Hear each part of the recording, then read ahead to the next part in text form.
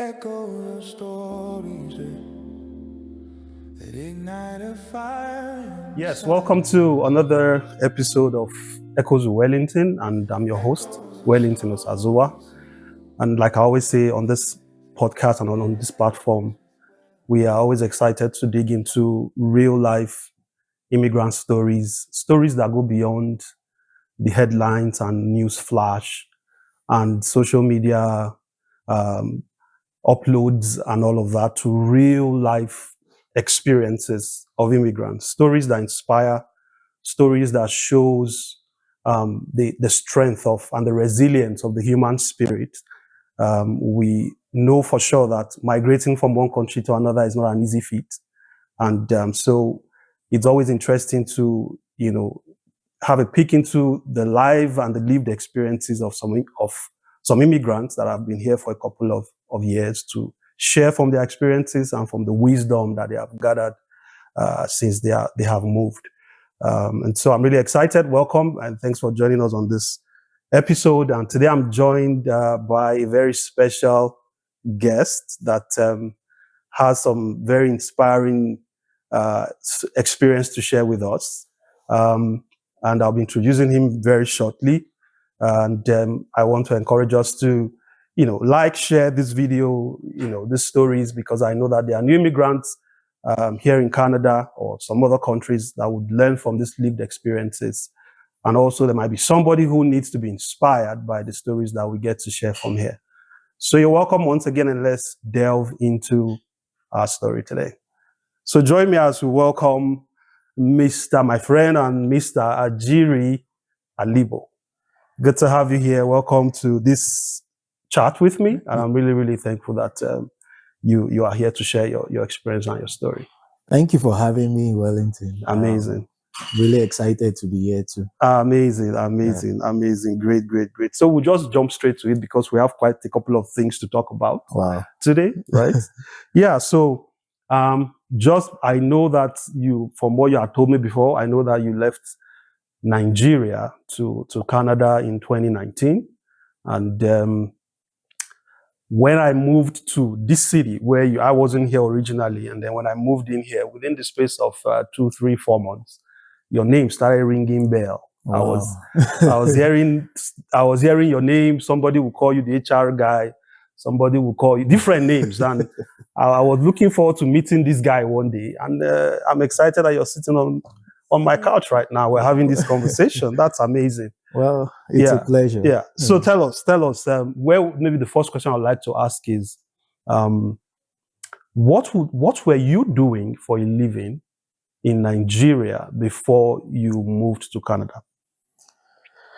Well, I wore many hats, but the main hat I wore was the HR hat. That's why a lot of people call me the HR guy. The HR guy. Yeah.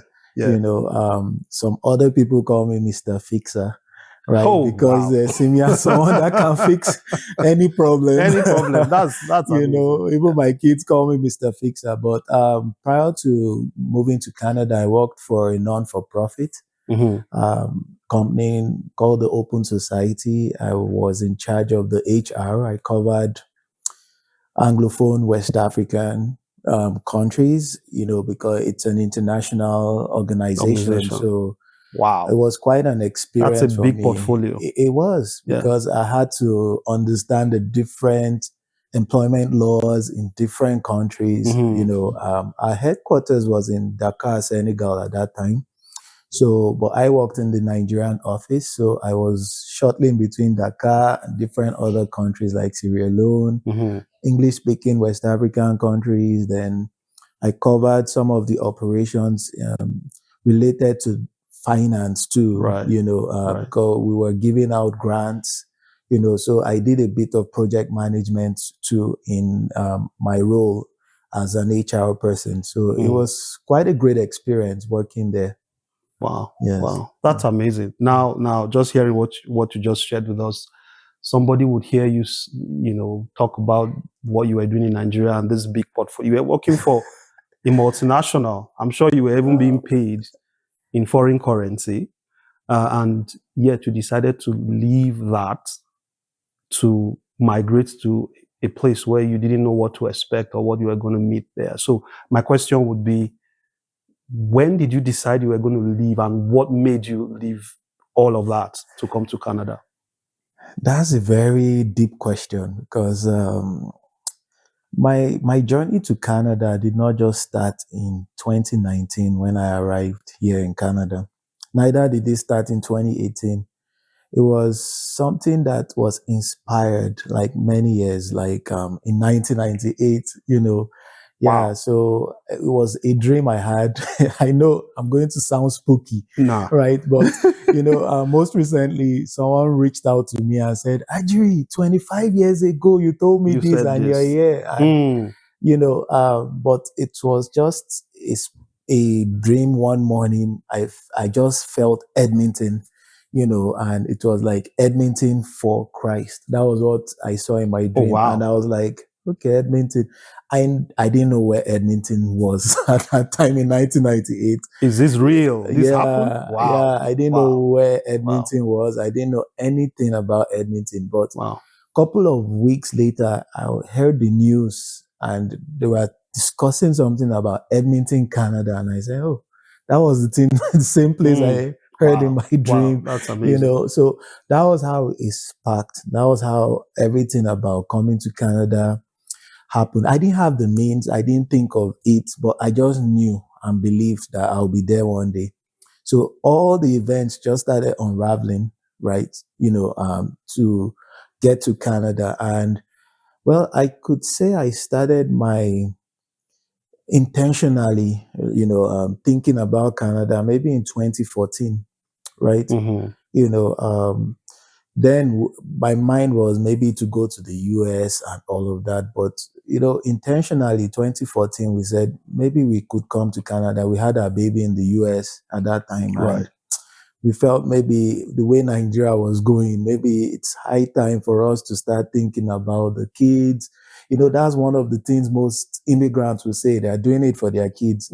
But I wasn't just doing it for my kids. I was doing it for myself too, because I knew that, you know, I needed to be in a more stable environment in order for me to achieve most of my potentials, right? So, and Canada was one place that opened the doors for many people, and I'm really blessed to be here for now. I'm not saying Nigeria is not a good country or Africa, but, you know, as things are, right, it's not everybody that might come abroad that will make it successfully, right? But at some point, if it's in your pathway or your destiny, then you could as well, you know, pursue it, you know. But that was one of the things that drove me to move here, you know, and we moved here in 2019, January. Yeah. Wow. I would like to still, you know, just, the fact that you, I mean, this is your well, I would say the foundational reason for your leaving Nigeria to this place. It's especially when you're bringing the spirituality aspect of it, like Edmonton for Christ, and that's a new one. That's a new one. And I would also, I mean, let's assume if, let's say, as at say 2014 thereabout, and eventually when you got to leave, you said you were thinking about, you know, your children, giving them better opportunities, and also for yourself. I will come back to that to say, maybe to ask you, okay, now that you've been here for that's like what, 7 years now? 6 years. 6, 7 going years. to my 7th year. So would you say that there's been opportunities that Canada has provided to you that maybe you feel your home country would not have provided for you? Or is there something you think you've benefited here now that you think you wouldn't have benefited if you were still in your country? So I will go back to the parable of a seed. It's not the one in the Bible, but just looking at a seed, right? A seed has the potential to become a tree. Every seed has the potential, but if that seed is not planted in the right environment, soil, right, there are many factors that will contribute to make that seed a tree.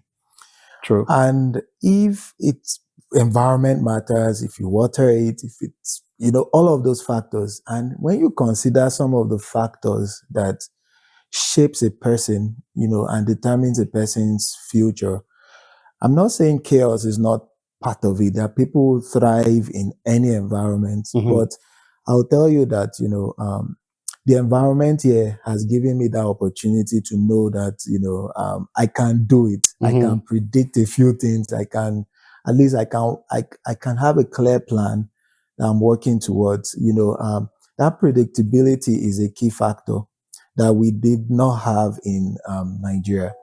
And also another factor is the fact that trust is eroded, right?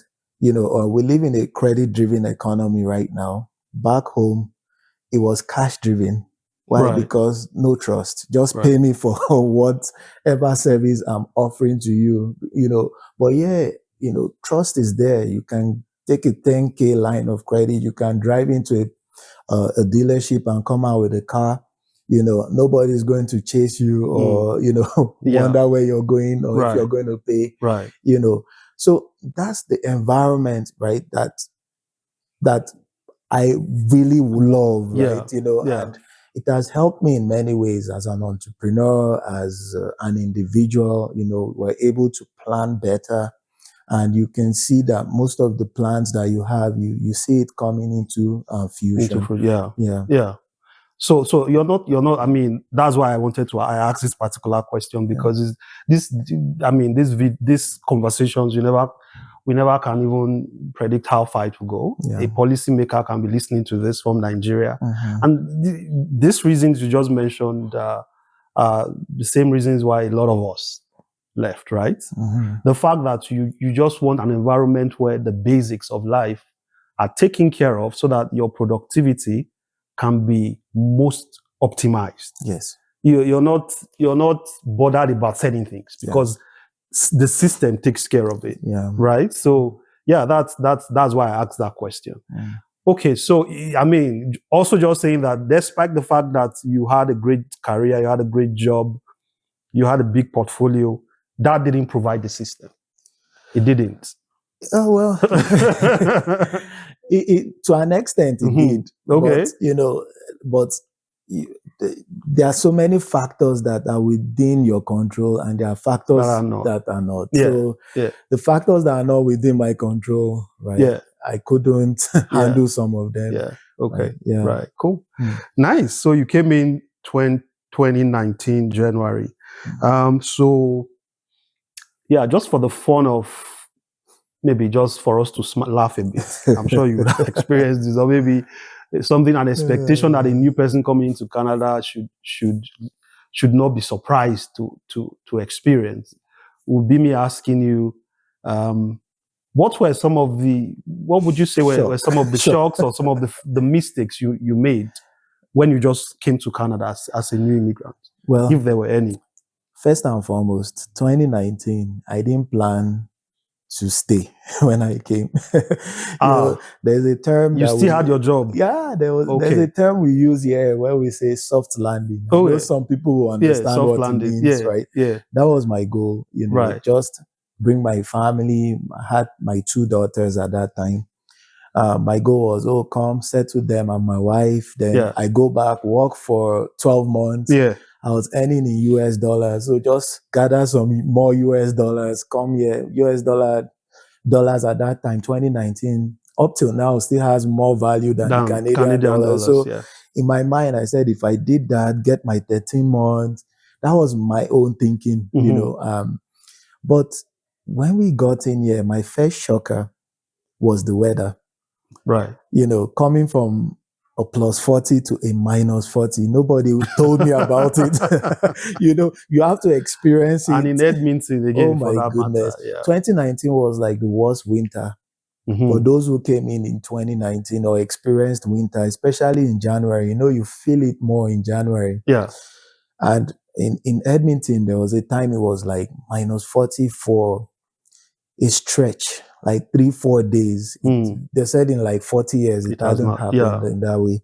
So that was my first shocker. I came out of the airport, ran back inside. I said, "What is this?" No, Everybody says that. Yes, because there's no jacket you bring from Nigeria that would really survive. Yeah. So that was my first shocker, the weather. And there are a lot of people who might come across this tomorrow and they're wondering, what to expect. The truth is that no matter what, right, we can't explain how the weather will feel. You have to experience it. But one thing is you have to double up and make sure that you keep yourself warm, because people have become ill or sick because of their shocker adaptation and all of that on the weather aspect. Yeah. My second shocker was when we're trying to settle down, then found out my wife was pregnant. Pregnant not just with one baby. We had 2 daughters, like I mentioned.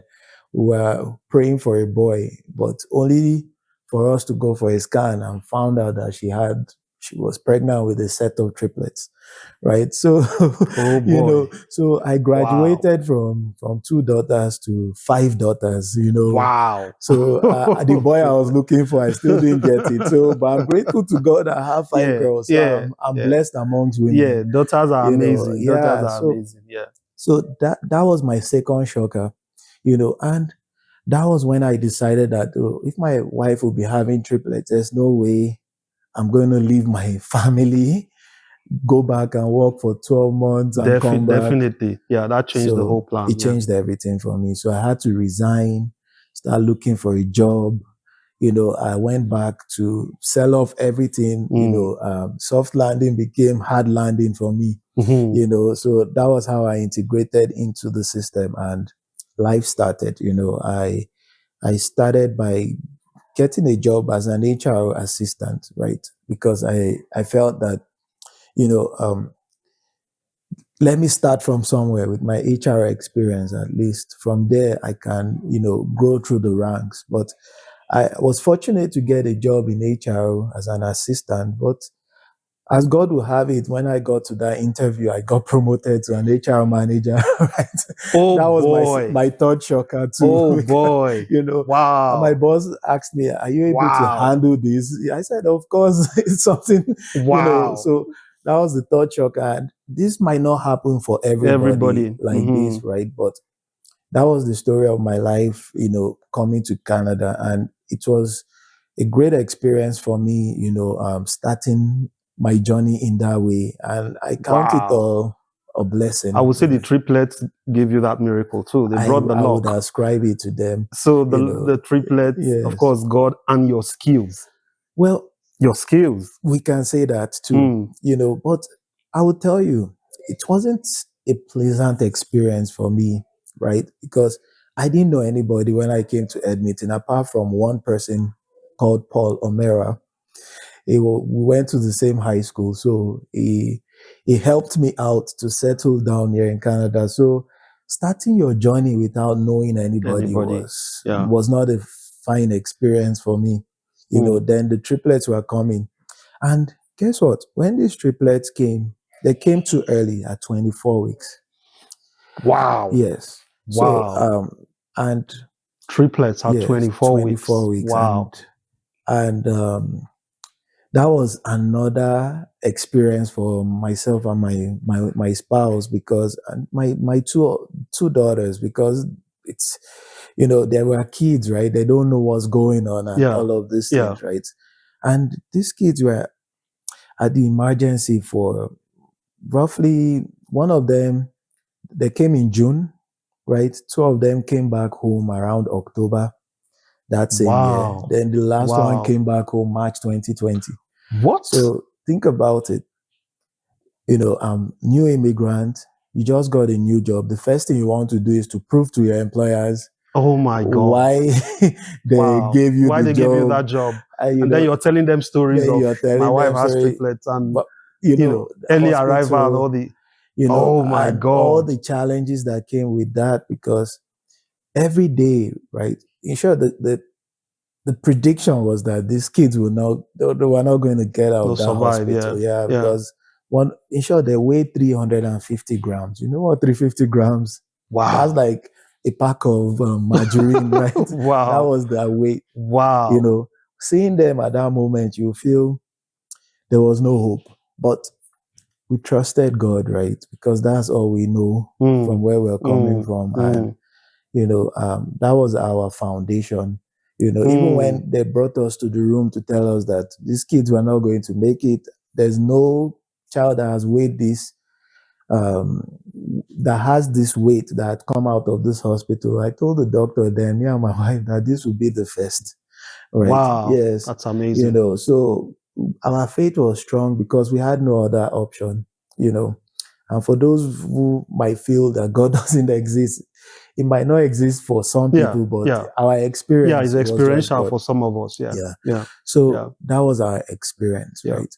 You know, and lo and behold, they came back home with oxygen tanks, you know, for a couple of months, and this went into the COVID year, you know, 2020. So, wow, you know, this is a lot. It's a lot. It's a lot. So, happen to I don't new know immigrants if I'm still settled yet in Canada. So when you keep saying, serious? Because you can see the unfolding of experiences since we landed in January 2019. So it's not been a good, an easy experience. Let me put it that way. But it's been part of the journey, right? So one of the things is that when you go through things like this, it's not for you. It's for somebody listening out there, you know, who will be going through such pain. Just letting them know that there's hope. You know, it's not too much for you. If you're going through it, it means that there's something that is in it for somebody else, not just for yourself. So that's just our experience so far. You know. Oh boy, this is like I can just imagine the chaos that you would have been experiencing in the first 1 year, 1.5 years, like you said, getting a job, excited about the managerial role and all of that. And then the children stuff came up and the whole, you know, and trying to settle in and juggle all this at the same time. Yes. You know, wow. Yeah, it was even from my job, right? I got introduced to the financial services, right? So at that moment, I said to myself that, you know, the job is good. It's an opportunity, right? They started me off at 60. In less than 2 weeks, promoted me to 65. You know, then later increased my pay. You know, my pay just, you know, kept increasing within a space of 11 months. But when I went into the financial services at that time, because I got licensed as an insurance agent, life insurance agent.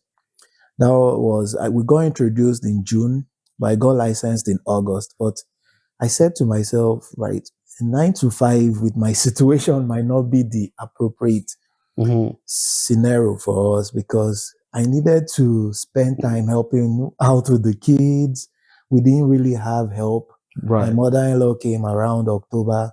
Right. So, you know, I needed something that would give me that sense of freedom, you know, and, you know, every day the doctors will call, you know, they needed to make a decision. They need your presence there. So I had to work longer hours, you know, and at the same time, I started building my own practice as a financial advisor too.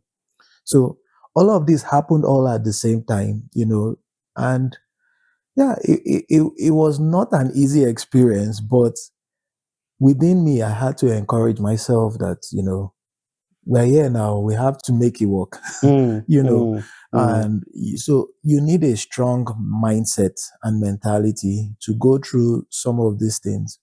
Most importantly, I can share all of this now and say, oh, God helped me and all of that. God really helped me. But in the process of going through that fire, your ability to trust God, you know, it takes a lot, right? When you go through pain. But in my whole experience, right, going through all of this, it helped me to realize that, you know, most times as a new immigrant, you need a support system, you know, an environment where people, you can share your worries, Your you can, worries, you know. your pain, your So struggles. all of these things, you know, helped me to start creating WhatsApp groups to help more community, people, communities, to help more and more people, you know, settle in. So we started doing programs, you know, what to expect when you come to Canada, you know, and all of that. So we had lots of groups, you know, that we set up.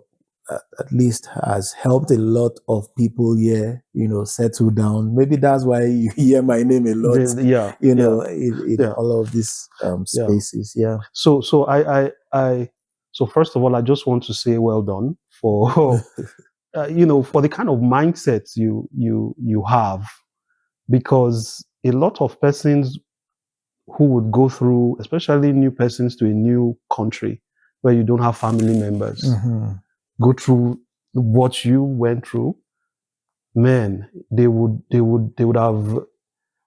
have given up easily and just, you know, and be moping and be wailing and be regretting. But I'm hearing you say now that you told yourself, I needed to create a community where we can help ourselves in terms of encouragement. We can lift ourselves up. And of course, I check most of the major immigrant WhatsApp group in this city, and I see you there as one of the admin. And I'm like, Ajiri is everywhere. Ajiri is everywhere. And that's a good spirit. And you see, I also believe that our life's experiences, if God allows us to go through a life experience, is because that experience, God wants to use it as a ministry. It becomes a ministry. Yeah. Your experience has value. It has value. Of course. And there's a scripture, I think it's in Corinthians, that says, it says, thanks be to God who comforted us when we were in trouble, that we may comfort others who are in trouble with the same comfort with which we were comforted. Of course. You know, and that's the idea. You know, another thing I want to point out is I think it's actually inspiring, you know, and it should be noted, the fact that you came from Nigeria. On your first interview, you were supposed to be an HR assistant. They had a chat with you and they said, no, we are giving you manager. That thing just, yes, we believe in the divinity, in miracles, you know, and all of that. But that says a lot about, first of all, the confidence you took to that interview. Yes. The belief you had in yourself. And you see, I like to, maybe just anybody who is new in this country, or coming from Nigeria, or whatever African country you're coming from, do not look down on yourself. Do not water down your capacity. Don't tell yourself that you're not good enough, or that your skills are not good enough. Your transferable, you see, the skills we've built in Nigeria, the tenacity, you know, whatever education you think you have that you think is not adequate, trust me, it's something. You can build on it. That's so profound. I'll add to that, you know, but this time I'm wearing my HR hat, right? You know, because I wear many hats, yes. Right? You know, when people go for interviews, most times, you know, one of the challenges is not just that they doubt themselves, it's because they do not tune their mindset in a different way. And I'll tell you what I mean by this. When I go for interviews, I don't go based on the role that was advertised. You know, I go as if I'm the CEO of that company. I think about it from a CEO's perspective. I think about it from a manager's perspective. So it might sound like it's pride, but that's the way I try to see things. You know, so you know, a CEO is looking for solutions. So you have to be solution-driven, solution-minded when you go for that interview. You have to think of it from a solution perspective. Yes. So most time, people, what they do is they look at the job description, they say, I qualify for this job, and they just go speak based on the job, prepare based on the job. They don't look at the whole, how their job fits into the whole dream or the vision. They don't even know they don't even know the purpose of that ministry. Why was this? What problem are they trying to solve? Exactly. And then you speak to that problem. Yes. You know, so I try to do my research based on the overall objective of that company, where they are going, and how my role can contribute to the vision or the direction the company is going. So that's the way I approach my interview, So because people are looking for problem solvers, not, extra problems, so we need to ensure that at least when we're going for those interviews, we see ourselves as, if I own this company, if I'm hiring someone for this role, what kind of person will I be looking for? How can this person add value to the overall vision? Has this person taken time to do some research to know what this company is all about and, what they can do, in order for us to meet our short-term and long-term goals, things like that. That's my approach. Right? Well, that's amazing. That's amazing. So coming back to, how, just taking off from where you said you needed to create a community so that people would have that support system of people that look like them, helping them settle in and all of that. So, and I know that you've created a big almost everybody knows you in this city or even in this province. So why, first of all, how did you had your own challenges, right? How did you decide to embark on that selfless journey of helping people settle in? How did you come about that, and what did you do? How did you build this community? Well, most times, right, I come from a problem-solving scenario or situation. So I went through the weather. I went through some of those challenges, how I packaged my resume. I felt more people should know about it. Right. And that was how I started, doing seminars, when I tried those seminars for new immigrants coming in, I want to show them what I did from my own experience. Just like what you're doing now, you want to let more and more people hear from other people's experiences, right? So that was how we started a job group. We had close to 2,000 people on those job community group. Why? How to get your resume out there. If we see any openings, the goal is to put it out there and let more and more people see the opportunities. Also, we started other newcomer group, Alberta group, Edmonton group. From there were offshoots of other group. We had the entrepreneur groups, those who are looking to venture into entrepreneurship and all of that. So we just started setting up groups like that, intentionally. But nowadays, most of the WhatsApp groups you see is just for ads. Everybody's advertising.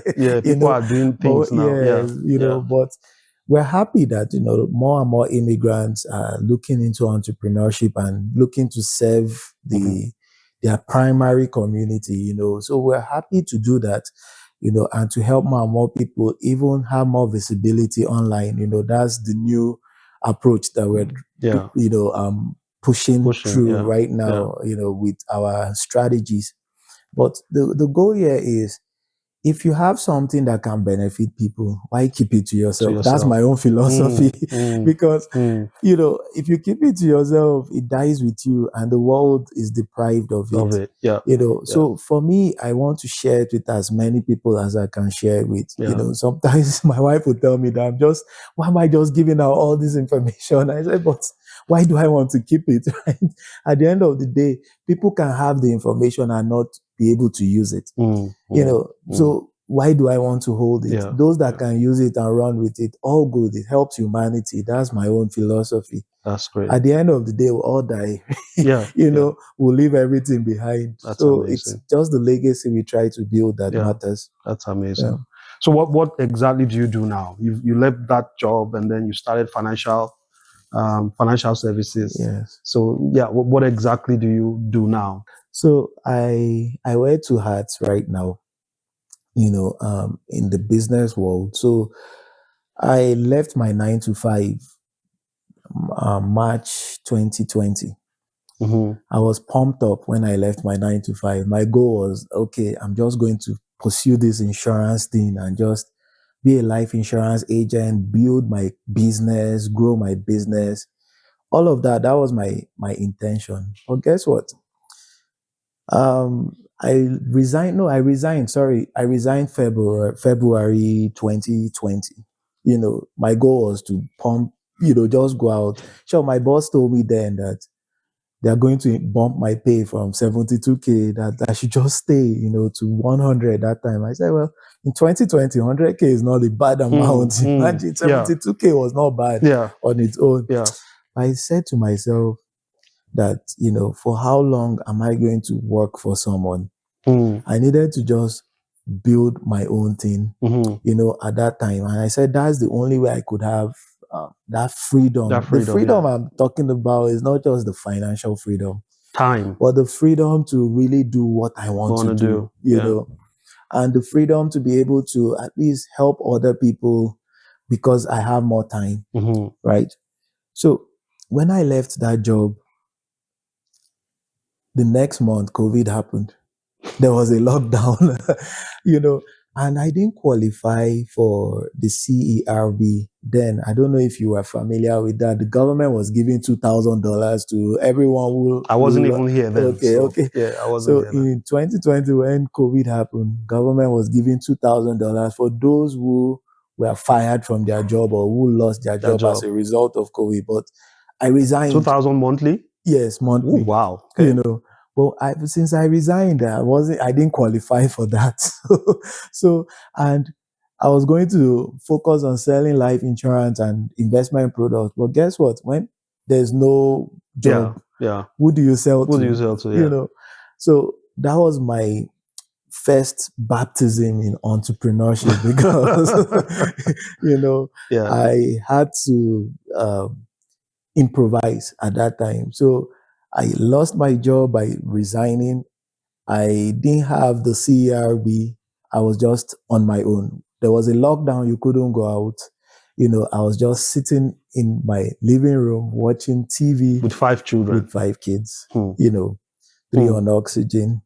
So every day I was listening. Trudeau was giving the news, saying the numbers were increasing. People were dying, don't panic and all of that. Then it was as if something hit my head that day. Like a bulb. Yes. And said, people are dying. What are you doing to help protect more Nigerian families here in Canada? I said, that's true. I have a life license. If people are dying, we should protect more families' income, because you can't protect people, but you can protect the income. The income, right? So I just started reaching out to people. All the WhatsApp group, I was saying, did you see the news? People are dying. Do you have protection? Do you have protection? That was how I said, okay, I'll set up a $50 plan for you. I'll set up a $40. Just have protection. Let your family have peace of mind. You won't believe it. That year, my income was around 157,000. Wow. Yeah, that same COVID year. That was the year. From insurance. Yeah, from insurance sales. 150,000 in 1 year. In 1 year. That's even in less than 1 year, because I quit my job March, COVID happened. So I can say from April till December. Yeah. I was working for a company at that time, a brokerage firm. And that was how I built my team from 0 to close to 150 advisors. Right. And that was significant growth. And I was able to impact and make more Nigerians believe that they could do it in the insurance industry. So we had a lot of Nigerians jumping into the insurance industry, because they said there was one Ajiri that is making it in the industry, and all of that. So, that's spanned my own journey too in the financial services industry.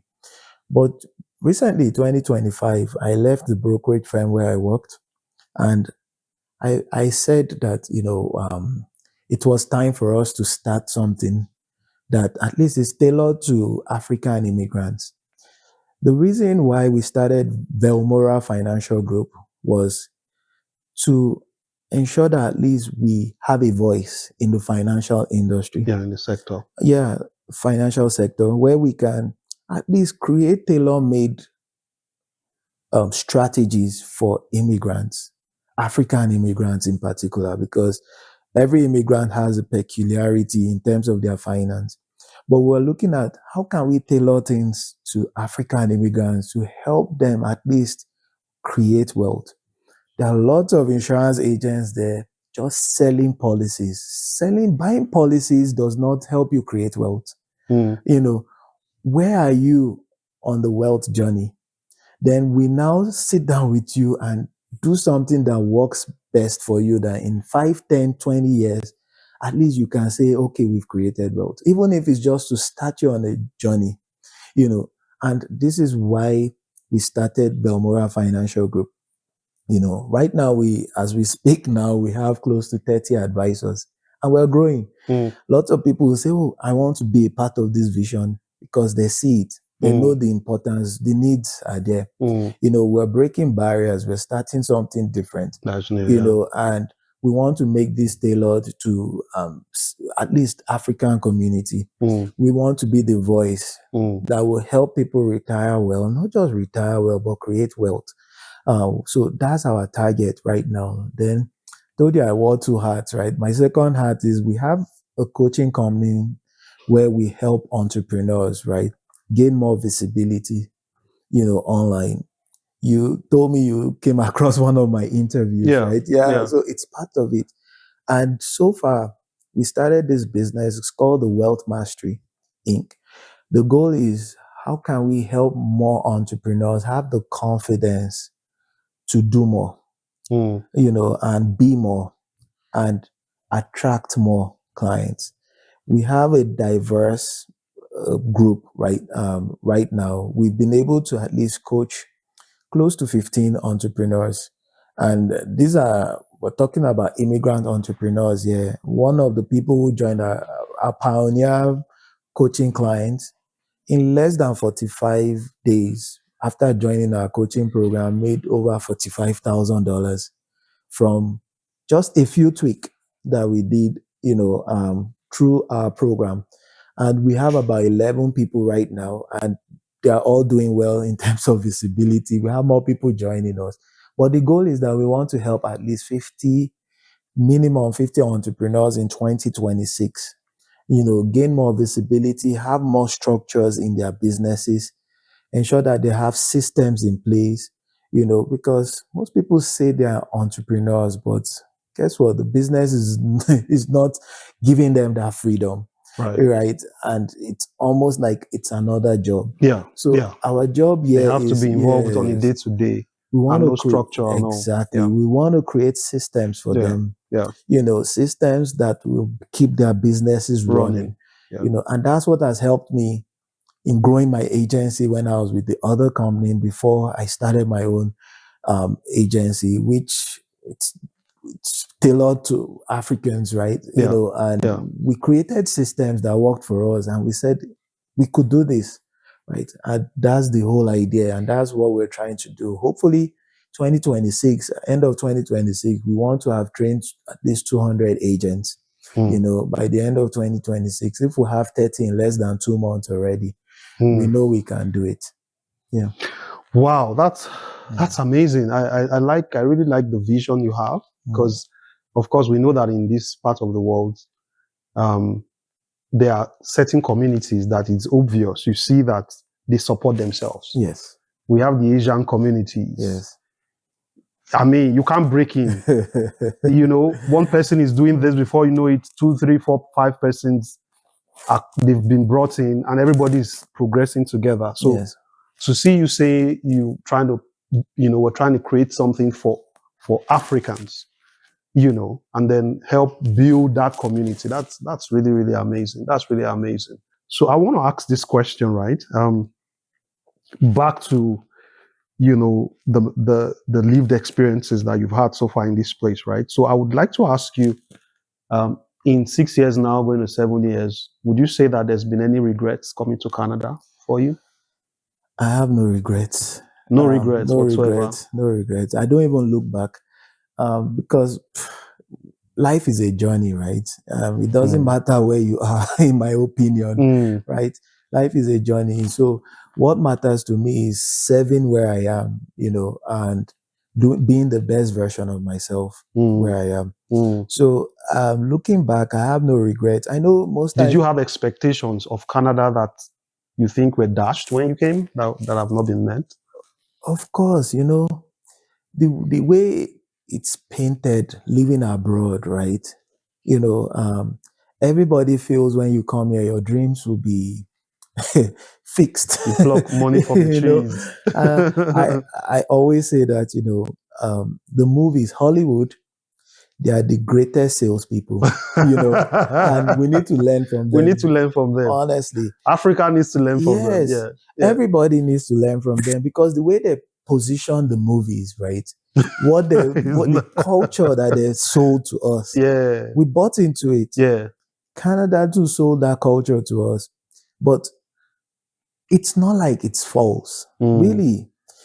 America is a place where your dreams can come true. Canada is also a place. Nigeria also is a place. Yeah. Everywhere is a place where your dreams can come true. If only you understand the systems. Yeah. And know how to, let me not say, navigate your way around the system.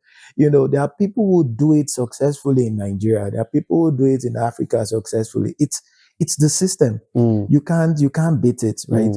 Yeah, it's also the system, understanding it. So the challenge most people have is that they come into this country and they want to use the system they are used to, and they want to implement that same system. Yeah. And that's why they face that bottleneck. So you need to understand the system. Yeah. Be humble to learn. Right. My last guest said humility too. My last guest said be humble. You have to be humble to learn. You have to be humble. Because no matter who you are, from where you coming from, it's a leveler. It's a leveler. You just have to start. This place will level you. Just start all over again. Understand what. Nobody cares who you are here. Nobody cares. Yeah. You can have the biggest house here. Nobody cares. Nobody's paying your mortgage for you. True. Right? So it's all about just cutting your coat according to your size, right? And just learning how the system works, how you can create wealth with the system, and what works for you and your family. That's what matters. Yeah, you've just used this question to answer the next question I wanted to ask you. I wanted to ask you, if you knew a new family coming to Canada, yes, what would be one or two things you would tell them to beware of? Well, beware of, first and foremost, I would say mindset shift. So you talked about the Asian community, when they come in here, they collaborate and all of that. But think about it. In Africa, in Nigeria, I won't speak for all of Africa. Yeah. In Nigeria, from primary, secondary, university, they created the competitive nature. You have to carry first. Let me use the word carry. Carry first, yes.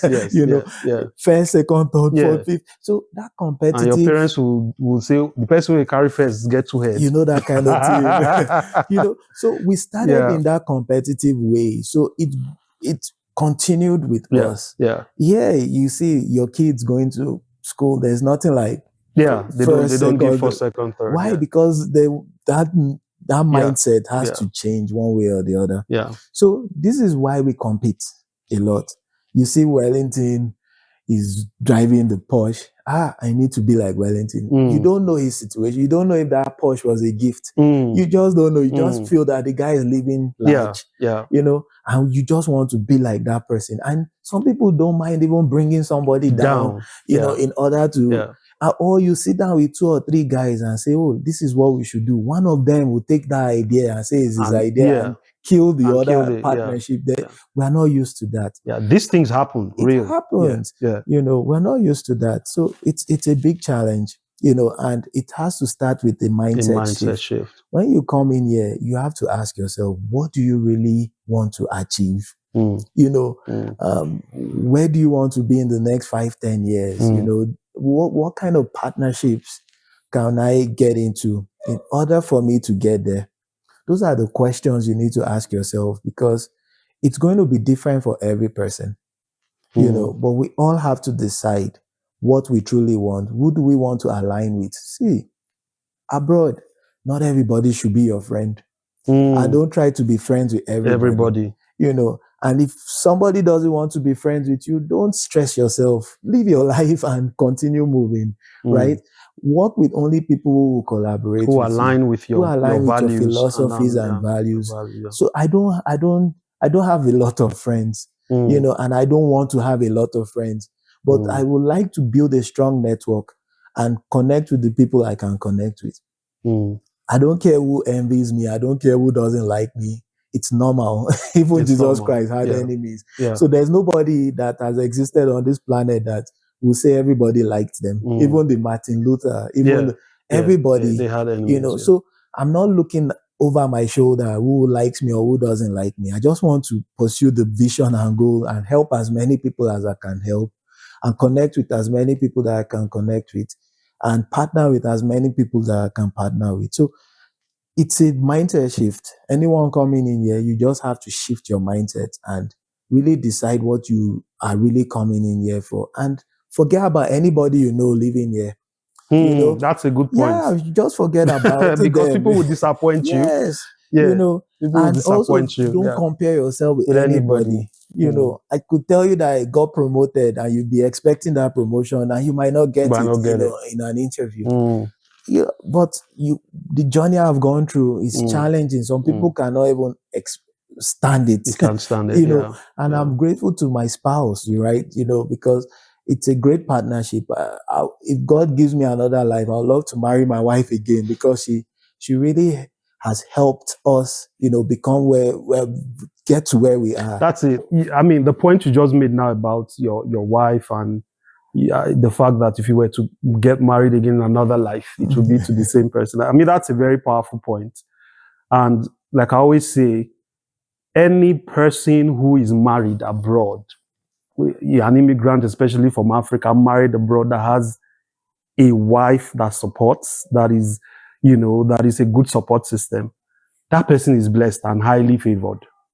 And that's a topic I believe we will discuss about some other time because the impact of immigration, just being in a new environment on family dynamics, especially people coming from Africa with the different cultural system and all of that, it's a big shocker when people are not prepared about the impacts this environment have on families. So it's a subject matter I believe we will discuss some other time. So it's good to know you have that good support system. Oh yes, I'm hoping you bring my wife on. Honestly, when we're having that episode, it will be man and wife. Definitely, it'll be man and wife.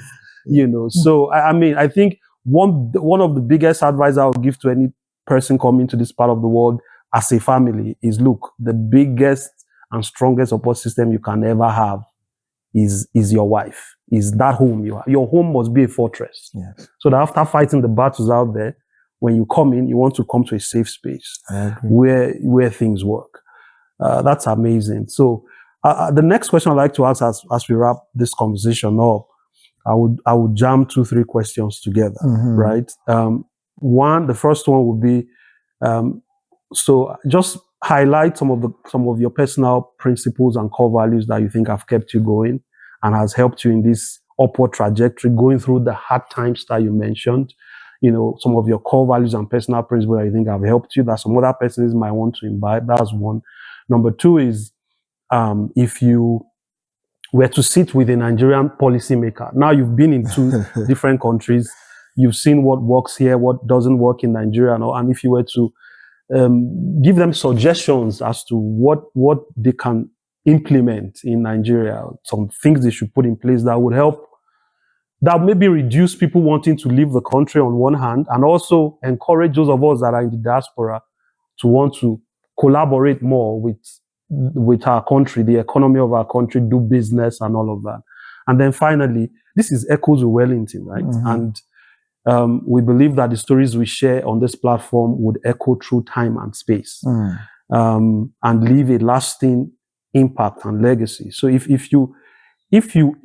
just think about somebody listening to your voice, an echo from this session, from your voice in the next 20, 30 years, where our children will now be adults, what would you want to say to them?